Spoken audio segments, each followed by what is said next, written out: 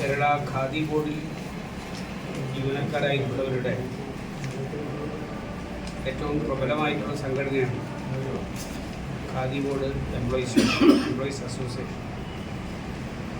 CITUവിൽ affiliate ചെയ്തിട്ടുള്ള ഈ സംഘടനയുടെ 44ാമത് അഖിലേന്ത്യാ സംസ്ഥാന സമ്മേളനമാണ് ഈ ഒക്ടോബർ 6, 7 തീയതികളിൽ പയ്യന്നൂരിൽ നടക്കാൻ പോകുന്നു. ഇതിനു മുൻപ് 16 വർഷം മുൻപാണ് ഇതിനു മുൻപ് പയ്യന്നൂരിലെ സമ്മേളനം. ആ സമ്മേളനം വലിയ നിലയിൽ നമുക്കന്ന് വിജയിപ്പിക്കുന്നതിന് കഴിഞ്ഞു. ദീർഘകാലത്തൊരു ഇടവേളയ്ക്ക് ശേഷമാണ് ഖാദി ബോർഡിലെ ജീവനക്കാരുടെ സംസ്ഥാന സമ്മേളനത്തിൽ പയ്യന്നൂർ ആതിഥ്യമരുളുന്നതിന് ഇതിൻ്റെ സംസ്ഥാന പ്രസിഡന്റ്, ദീർഘകാലമായിട്ട് സംസ്ഥാന പ്രസിഡൻ്റായിരുന്ന CITUവിൻ്റെ സംസ്ഥാന പ്രസിഡന്റ് കൂടിയായിരുന്ന സഖാവ് ആനത്തലവട്ടം ആനന്ദൻ ഈ കാലയളവിലാണ് നമ്മളോട് വിട പറഞ്ഞത്. അദ്ദേഹത്തിൻ്റെ സ്മരണ ഉയർത്തിക്കൊണ്ട് ആനത്തലവട്ടം ആനന്ദൻ നഗറിലാണ് 2 ദിവസങ്ങളായിട്ട് നടക്കുന്ന ഈ സമ്മേളനം പയ്യന്നൂരിൽ സംഘടിപ്പിക്കുന്നതിന് നിശ്ചയിച്ചിട്ടുണ്ട്.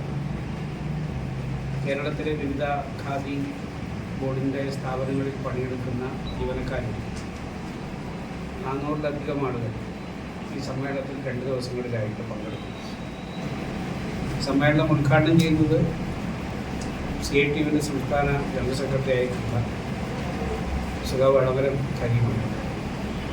ഇപ്പോൾ ഇതിൻ്റെ സംസ്ഥാന പ്രസിഡന്റ്, CITUവിൻ്റെ സംസ്ഥാന വൈസ് പ്രസിഡന്റ്, കേരളത്തിലെ പൊതു ജനാധിപത്യ പ്രസ്ഥാനത്തിൻ്റെ ഏറ്റവും പ്രധാനപ്പെട്ടിട്ടുള്ള നേതാവും മുൻ മന്ത്രിയും ഒക്കെയായിട്ടുള്ള സഖാവ് AK ബാലൻ, അദ്ദേഹത്തിൻ്റെ അധ്യക്ഷതയിലാണ് ഉദ്ഘാടന സമ്മേളനം 6-ാം തീയതി രാവിലെ വൈകിട്ട് നടക്കാൻ പോകുന്നു.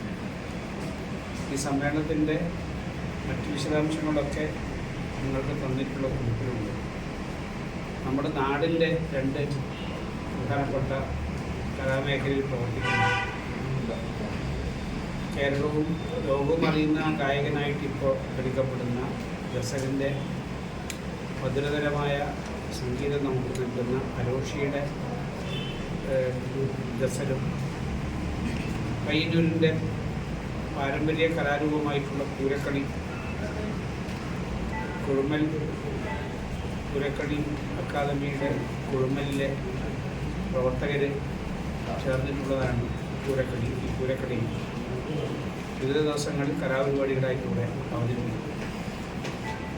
അപ്പോൾ ഇത് ഖാദി പ്രസ്ഥാനം വലിയ നിലയിൽ പ്രയാസങ്ങൾ നേരിടുന്നൊരു സന്ദർഭമാണെങ്കിലും ഇതിനെ ഫലപ്രദമായി മുന്നോട്ടേക്ക് നയിക്കുന്നതിനുള്ള വ്യവസായത്തെ സംബന്ധിച്ചും മറ്റു തലങ്ങളിലും ഉള്ള ഗൗരവമുള്ള വിഷയങ്ങൾ ഈ സമ്മേളനത്തിൻ്റെ ചർച്ചയ്ക്ക് വിധേയമാവും.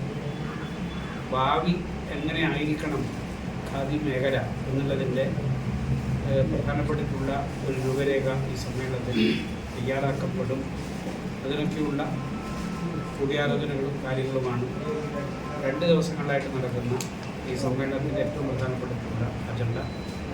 അത് മാധ്യമങ്ങളുടെ നല്ല സഹായം ഉണ്ടാവണം. ആ നിലയിലാണ് പത്രസമ്മേളനം ഇന്ന് വിളിച്ചത്.